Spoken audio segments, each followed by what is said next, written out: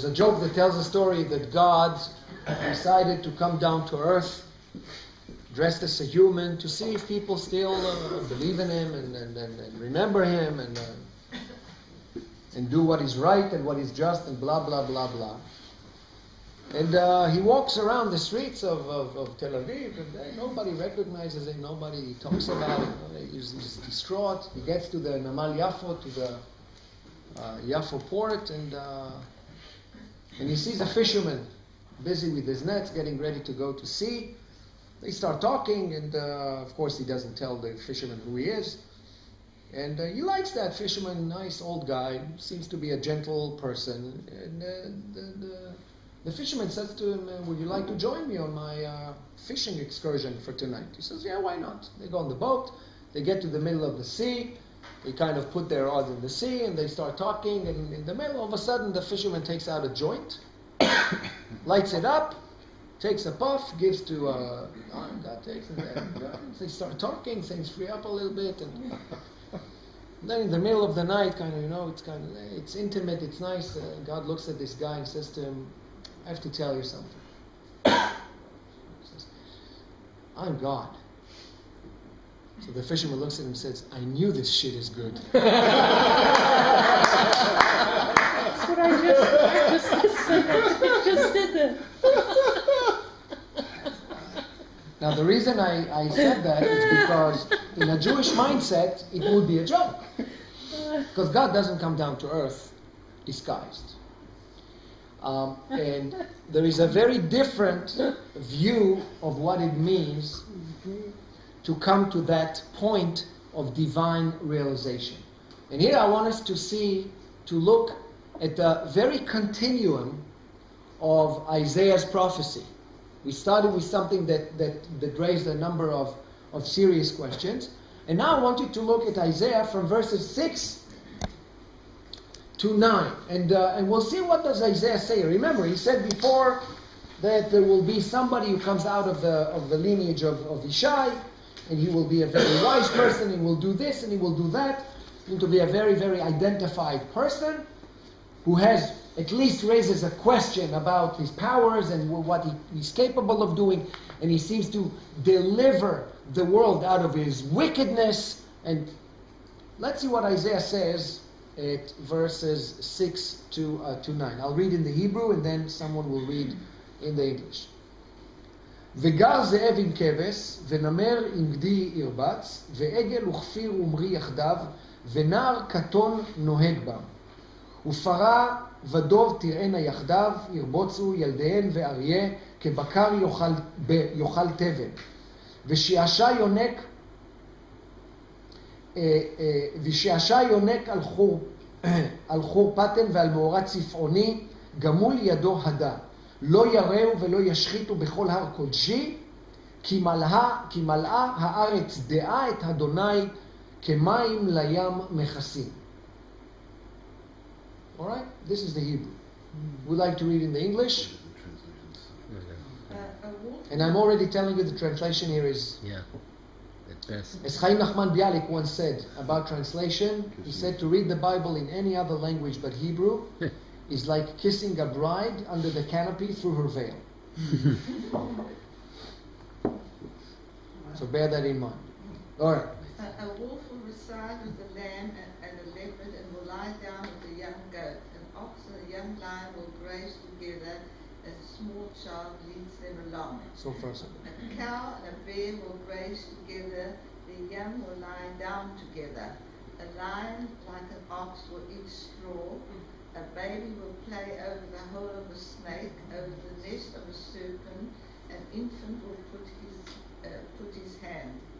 They will no longer injure or destroy on my entire royal mountain, for there will be universal submission to the Lord's sovereignty, just as the waters completely cover the sea.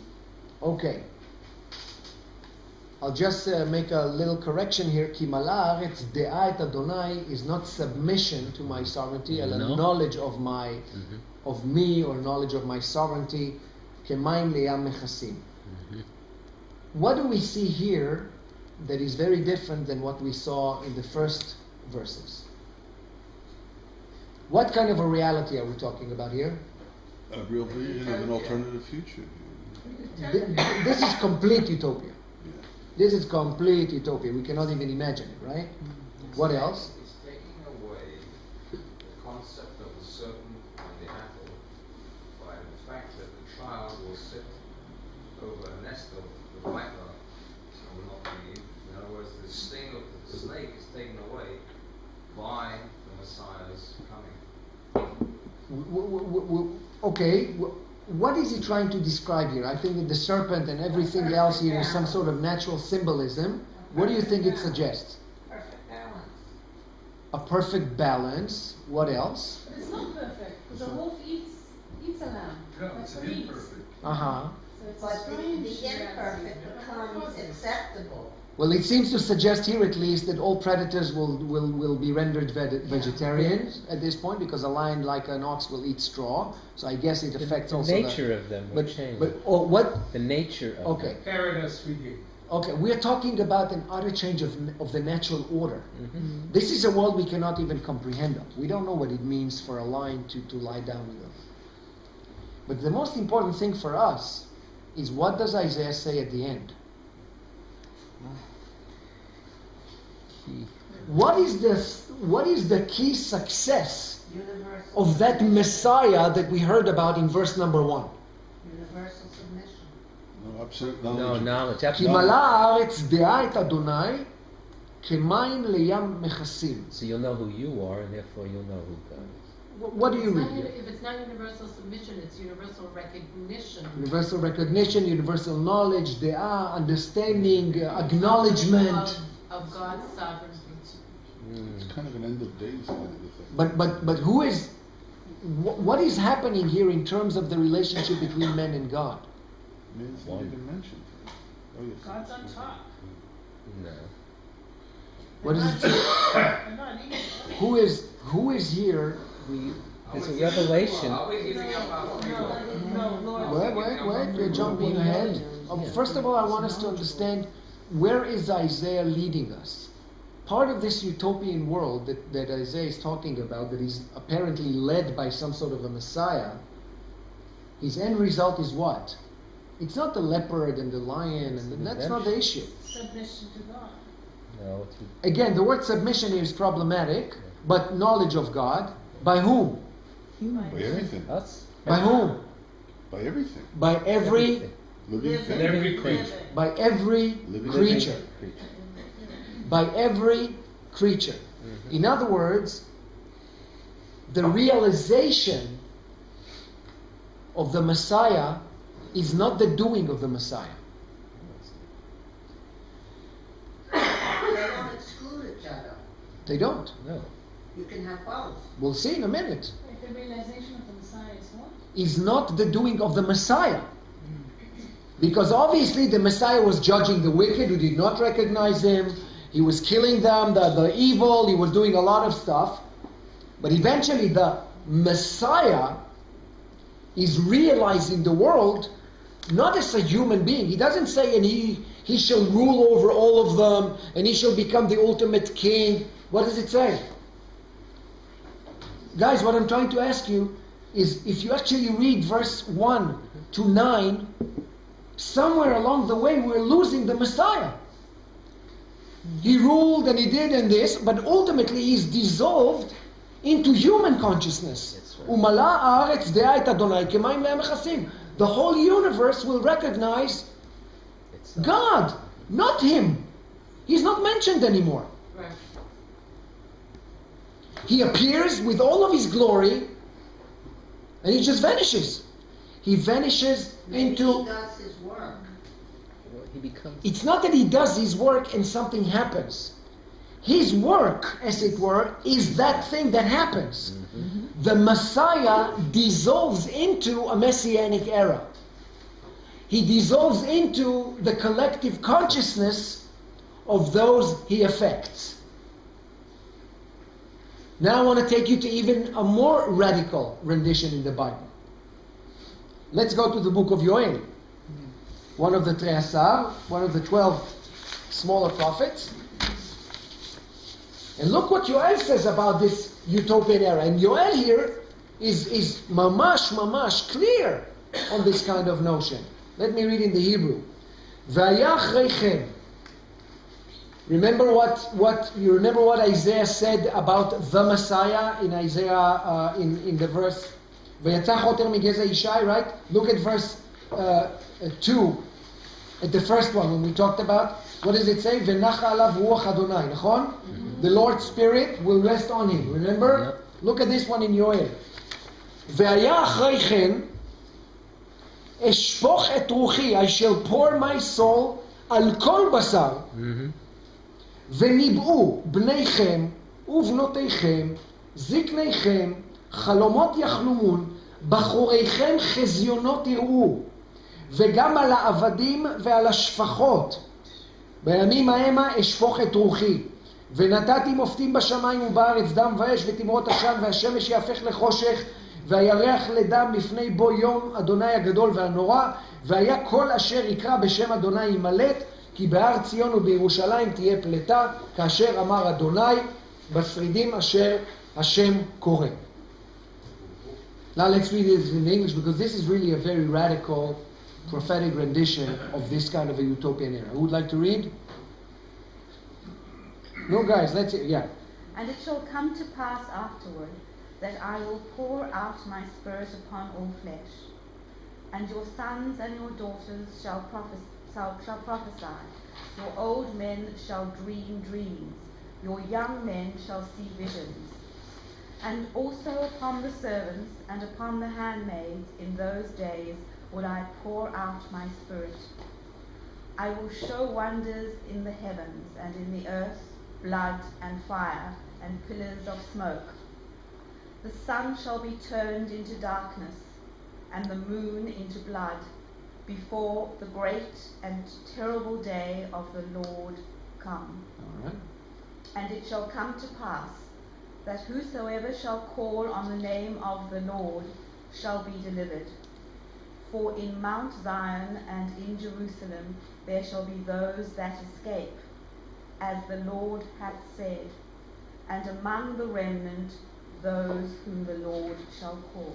All right. First of all, now you understand why there's this traditional belief that when the Messiah comes, those who are buried closest to the temple will resurrect first.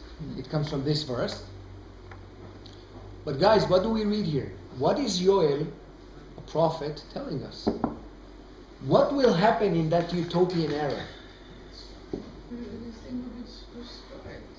First of all, we see two things that are similar between the two prophets. First of all, the utopian era is an era where things are taken out of their orderly manner, and we see basically a miracle, right? If here we have a lion and a serpent and a kid, here we have a sun that shuts off and a moon that turns into blood, blah, blah, blah, things that aim to shock you and tell you whatever you're used to is not happening. But for the purpose of our discussion, what happens here in terms of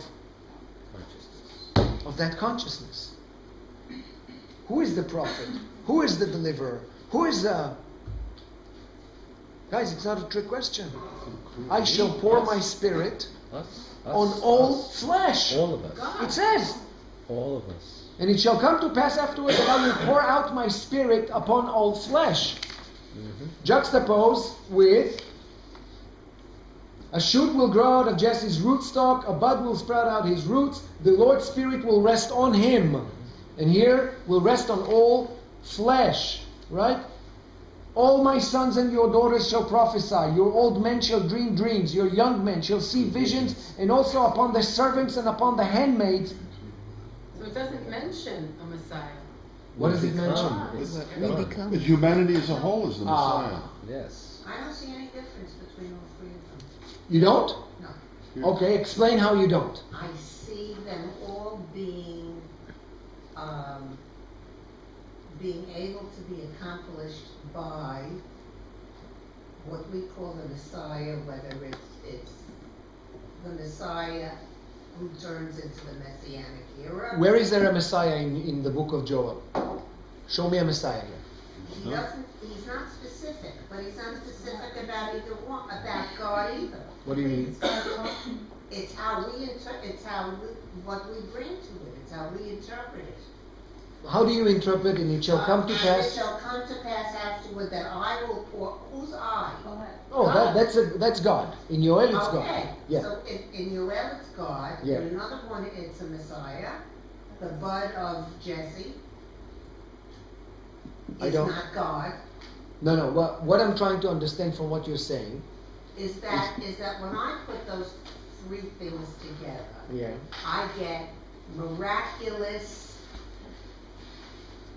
perfect, absolute things being able to be accomplished. The question is, by whom? Does it come the Messianic era as you suggested, which makes a lot of sense? Does it matter? that's a different question. Whether it matters or not is a different question. As I read them, they're all great, they're all wonderful, they're all things we need, they're all things that the planet needs, that people need, and I don't know whether it makes any difference to each one individually how we see that as the one accomplishing it. Okay. We know that it's not being accomplished now. We know that we are not able up to now to have this happen. Mm-hmm. And if this is what we want to work towards, then maybe there's ways we can work towards it. That's what we were doing. So I will answer what you said by two things. First of all, there is a profound difference between the first one and the third one in terms of the redemptive authority. On whom lies the redemptive authority? On a Messiah from the root, the shoots of Jesse, Third is us. or on all flesh? If you read Isaiah, it seems to suggest that humanity should await the coming of a Messiah that will arrive based on a divine decree.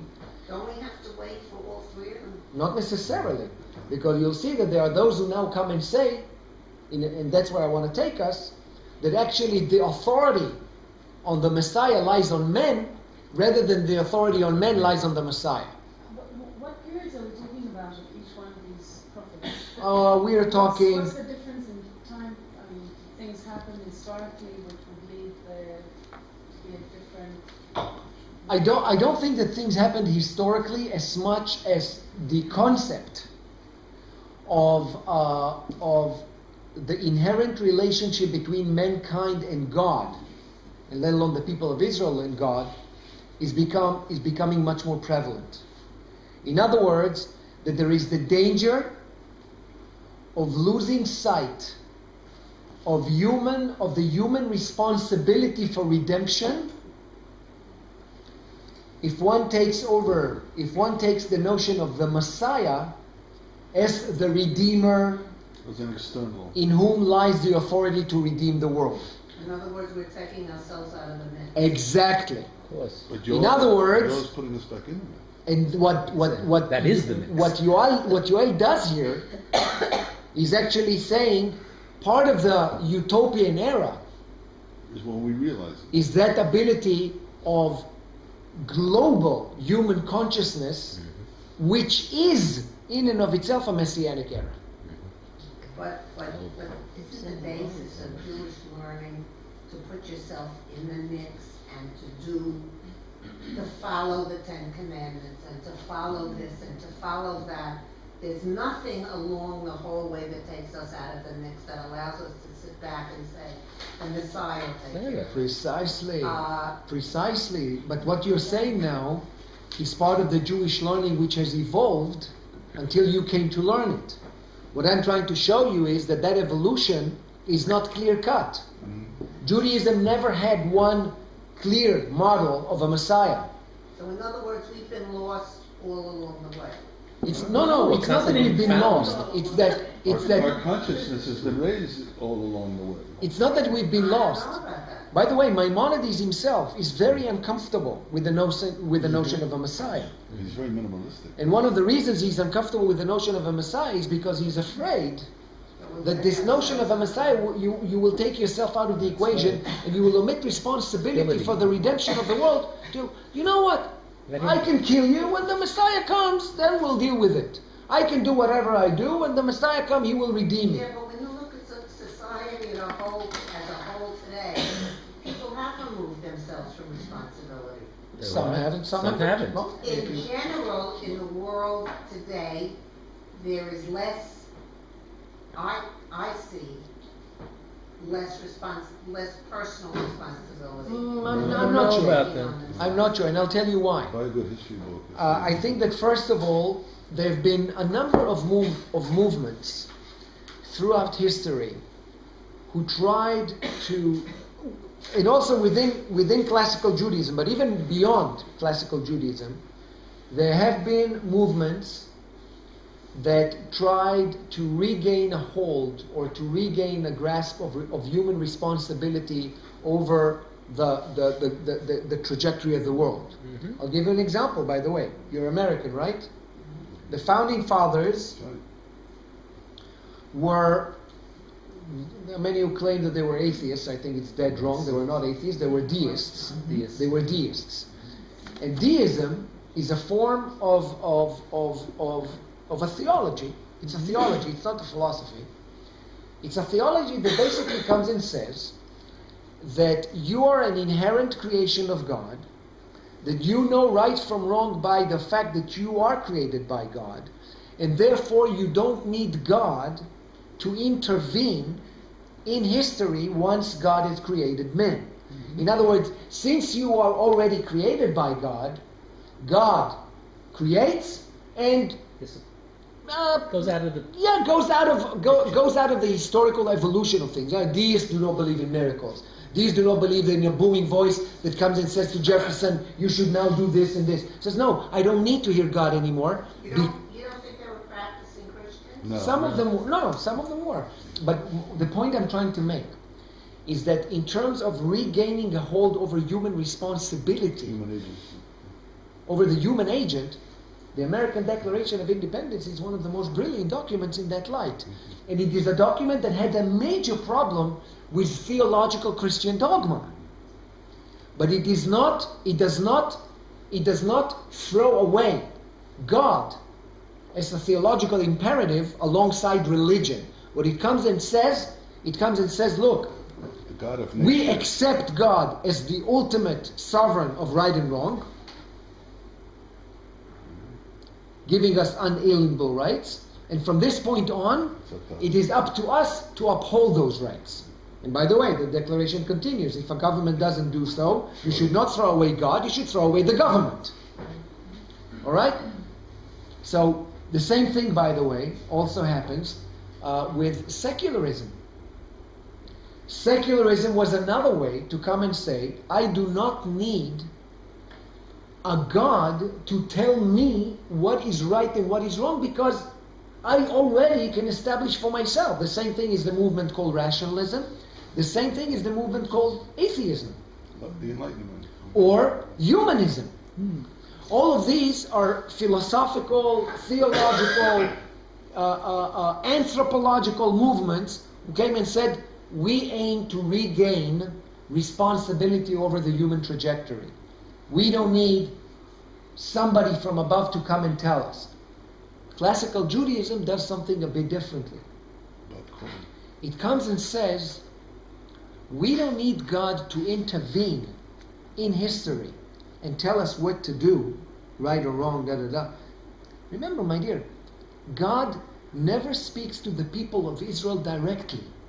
It's quite mind-boggling. He always speaks through the intermediates of a man, of a human being. Why? Because it is far more important that you hear a message from me than to hear it from God. Why? Because it is this realm that matters. It is this realm that matters. This is why prophets are always human beings. This is why kings are always human beings. This is why messiahs are kings, and they're human beings, and they're subject to fault. All right? And they're not those demigods who are infallible, who cannot contradict themselves, who cannot err, who cannot pass judgment wrongly, and so on and so forth. What does Judaism do? It comes and says, no. There are at least two models at play here. There is a divine charge who can come to mankind through the intermediary agency of a man. That happened before with prophets. That happened before through Kohen Gadol. That happened before through a Messiah who is a king. It could happen again through this Huber Messiah, which is mentioned in Isaiah. But that Messiah is not a God. He's not the Son of God. He does not belong to the realm of divinity, but to the realm of man. And most importantly, he is an inspiration. Now listen very good to what I'm saying. He is not the one who is responsible for the redemption of the world, but rather he is the one who initiates that consciousness that cannot be realized unless you decide that you want it to be realized. In that respect now, when we read the book of Yoel, we now need to ask ourselves a very, very different question. Who is praying for who to come? Are we hoping for the Messiah to come?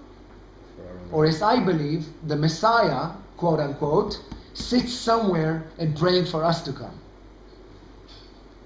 When the Messiah talks to God, and I'm talking here now, right, metaphorically, of course, the God says to the Messiah, when is the world going to be redeemed? He says, Be'ezrat Hashem. They sing Mashiach, Mashiach, Mashiach. I sing Adam, Adam, Adam. Ay, ay, ay, ay, ay, ay. Maybe you will knock on my door so I can come. In other words, the Messiah will